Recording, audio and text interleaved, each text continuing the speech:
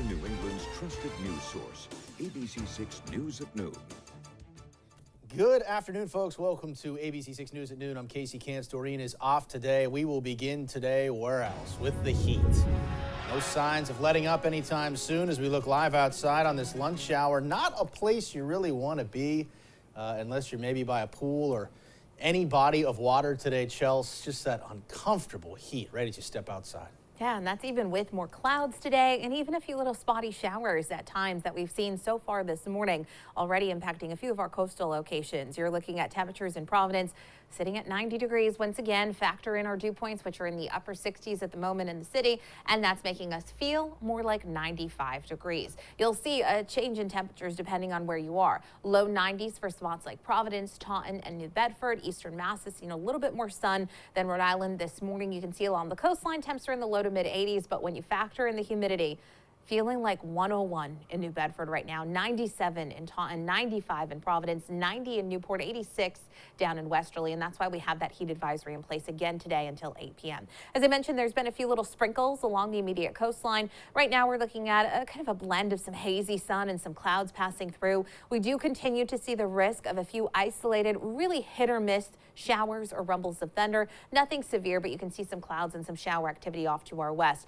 Not even showing up in your hour-by-hour forecast. We stay in the low 90s this afternoon, feeling closer to 100 degrees. I'll have much more on your weekend forecast. Let you know when we get some relief coming up in just a few minutes. Casey? Yeah, Chelsea, take it easy if you go outside today. That is for sure. Thank you. We'll check back in.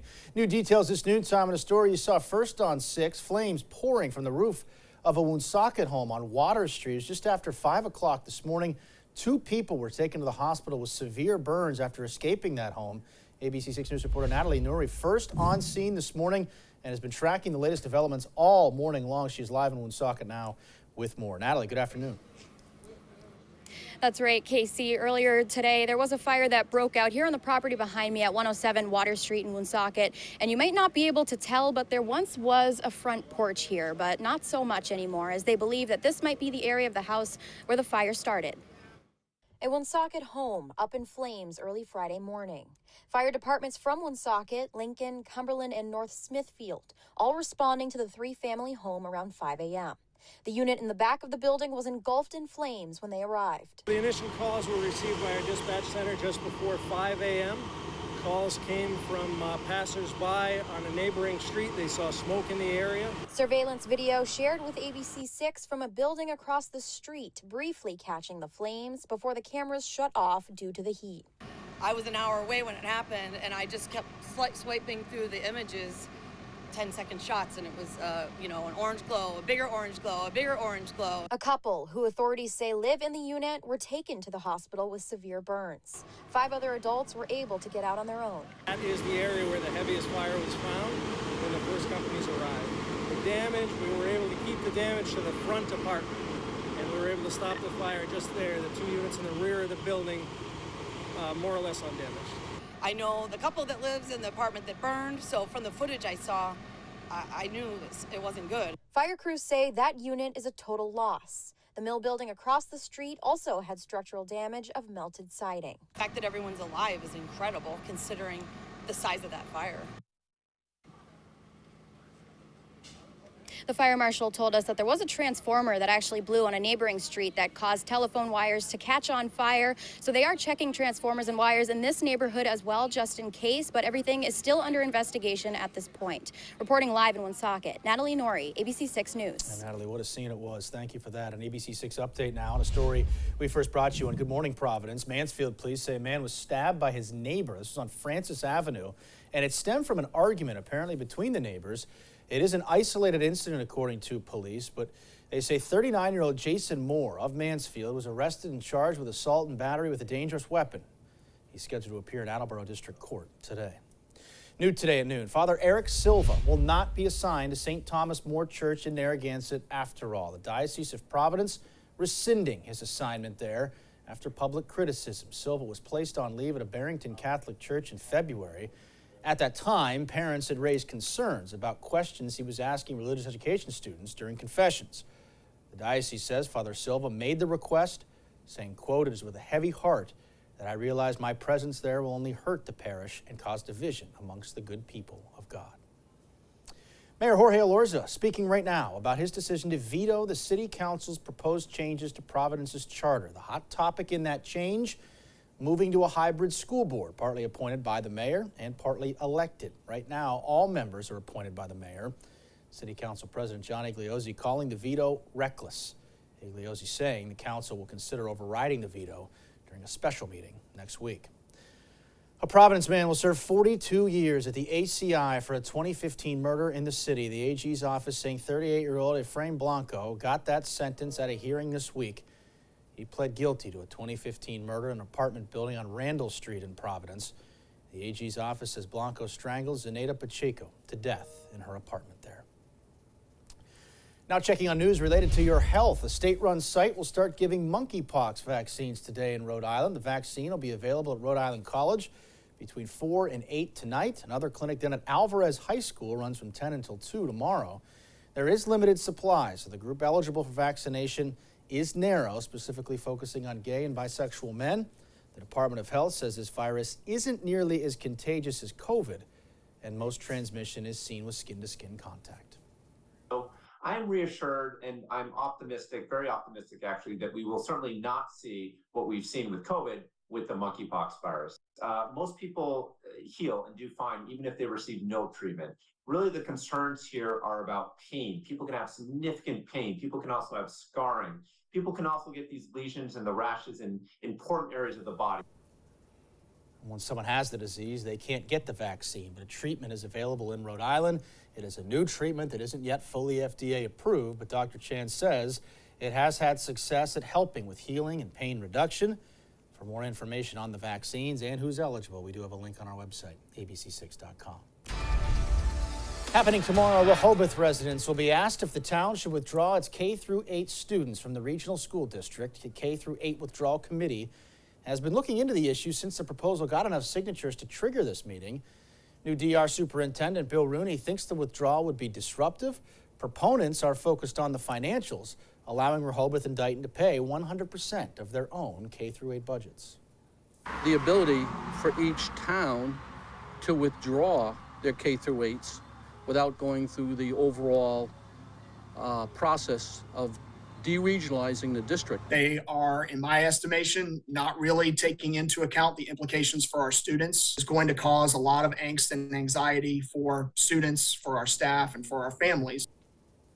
That special town meeting starts at 1 o'clock tomorrow. It'll be at Francis Farm. Those on both sides of the issue will be present to share their arguments before the vote.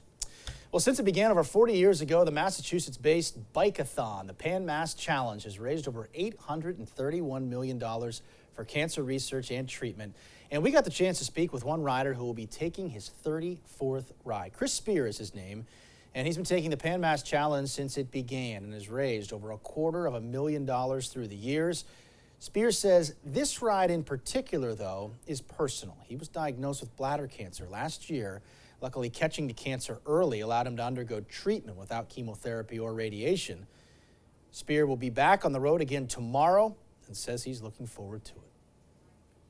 I've raised over $250,000 for cancer research.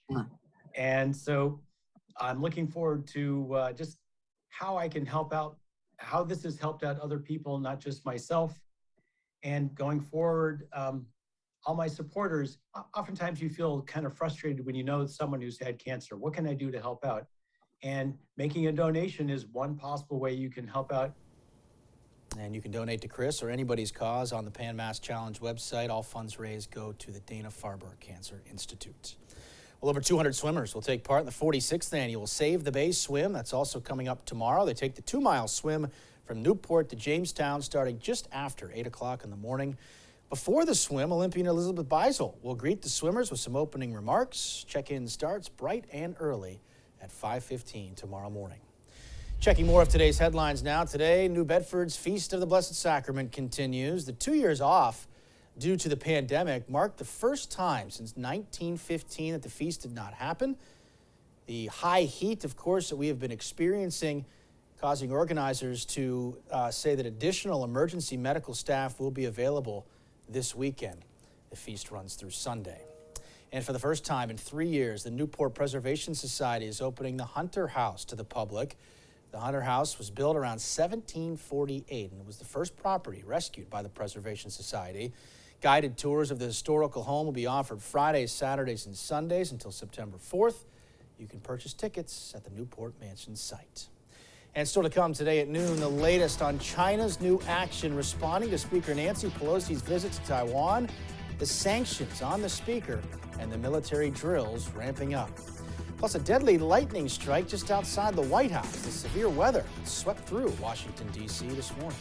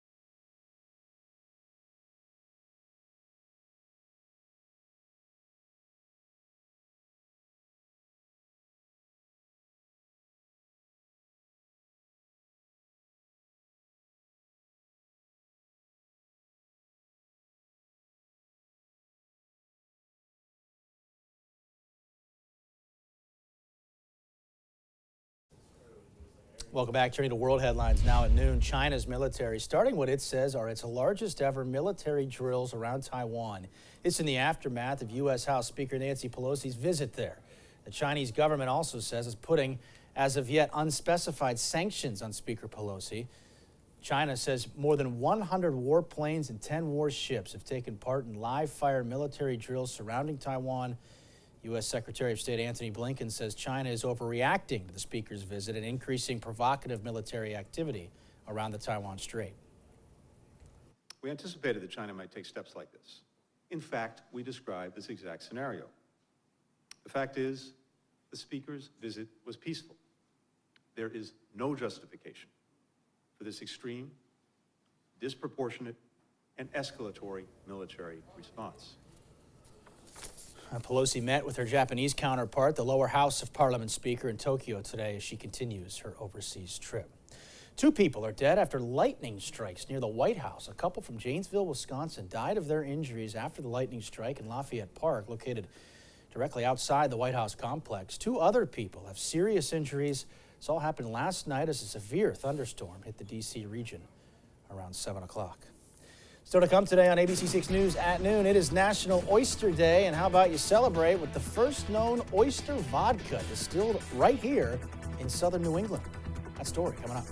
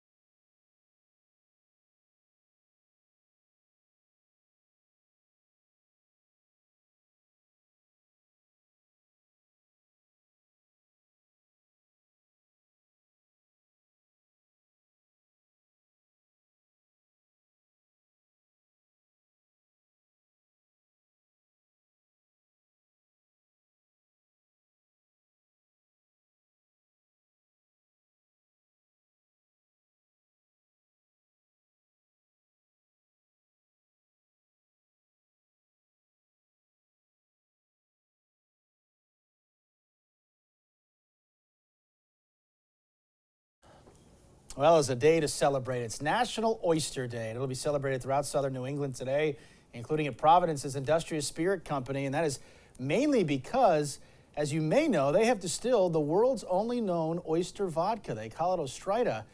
They make a number of delicious drinks using it, some of which you can try at a special Oyster Day celebration tonight at the distillery. CEO Manya Rubenstein telling us more about how they make this unique vodka.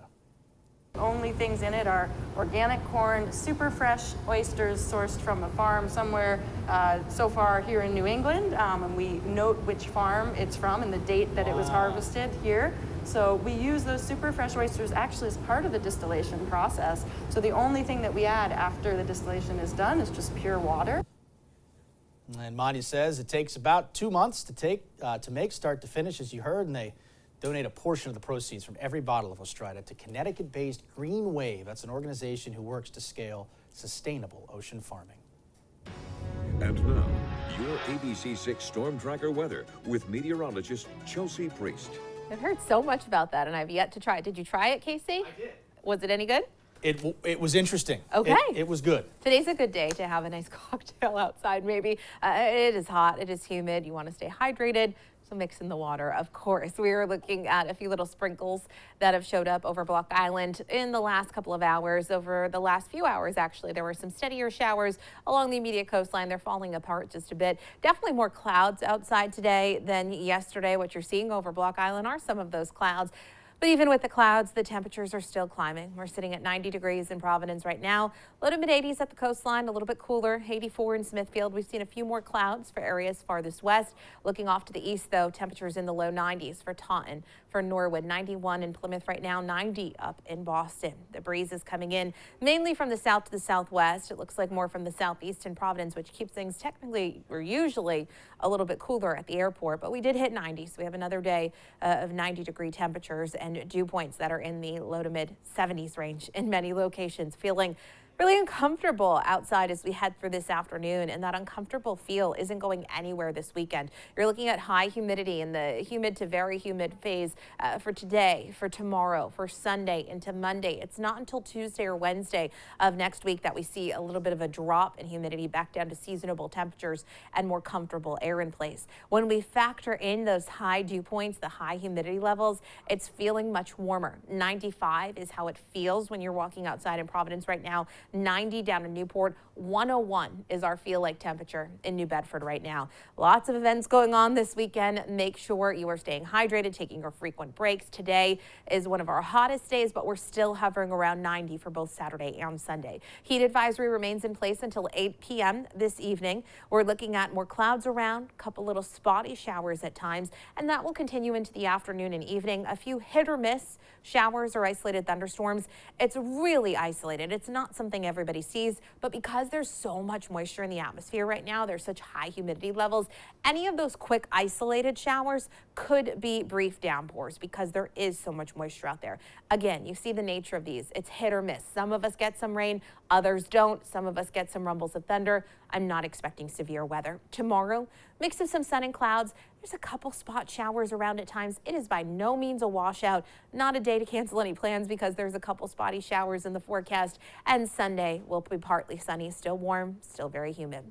In the low to mid 90s today, feeling closer to 100 degrees this afternoon. Again, an isolated shower, rumble of thunder possible. Continuing this evening with some patchy fog. It's a warm and humid night. Tomorrow, we're looking at more clouds outside, a spot shower. Again, very isolated, very brief. If you do see any showers, otherwise a warm day, temperatures into the upper 80s range, and with the humidity, we'll feel even warmer. 7-day forecast shows temps staying in the low 90s for Sunday and for Monday into next week. We're starting the week warm and humid. It won't be until the middle of next week that temperatures are more seasonable and we feel a bit more comfortable. A few rain chances into next week. Again, severe drought conditions for us here in southern New England. So we'll take whatever rain we can get. Casey? Yeah, looking forward to both of those things next week, Chelsea. Thank you for that. Still to come today at noon. Krispy Kreme bringing back the pumpkin spice donut. But if pumpkin spice maybe isn't to your liking, we'll tell you all about another flavor you can get your hands on. Not sure that'll be to your liking either, but we'll talk about it. Also, changes to your streaming lineup while HBO Max and Discovery Plus will merge into one. Stay with us.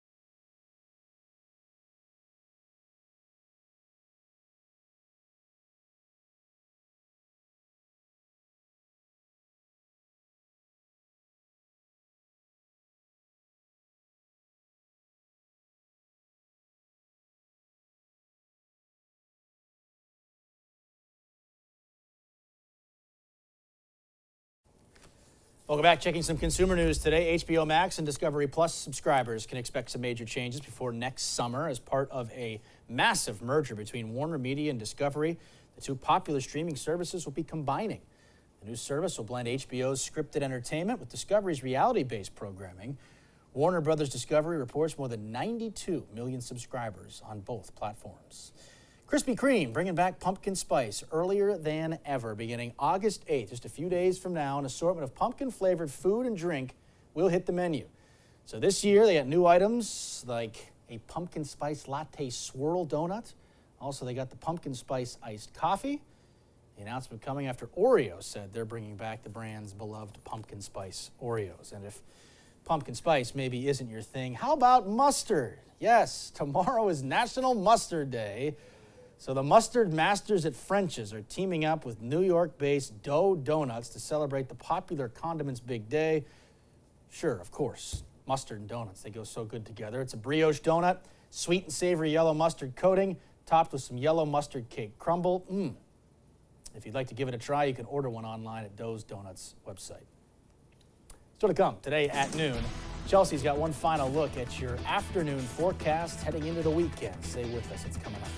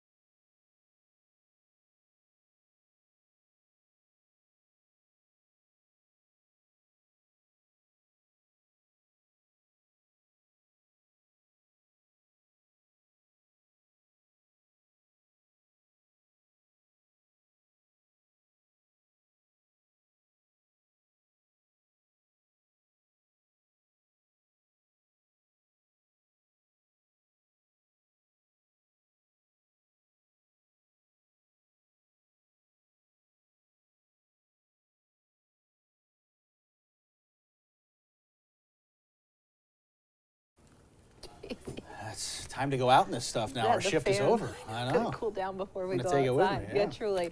There's a few more clouds around today, even a few spotty showers, but it's still really warm and really humid. We're looking at temperatures that are going to top out in the low to mid-90s, but it's feeling more like 100 degrees. There's a few hit or miss showers or isolated thunderstorms through the afternoon and into the evening. They're so isolated, you can't exactly pinpoint. Some of us see it, some of us don't. Tomorrow, a couple spot showers. Otherwise, sun and clouds. Temperatures into the upper 80s to about 90 degrees, staying hot and humid through the weekend into the early part of next week, too. We got to wait a little bit. Yes, All we right. do. Yeah, stay safe out there. Thanks, Chelsea. Appreciate that. Thanks for watching today, folks. We appreciate it. The news continues first at 4. Have a great rest of your day and a great weekend, too.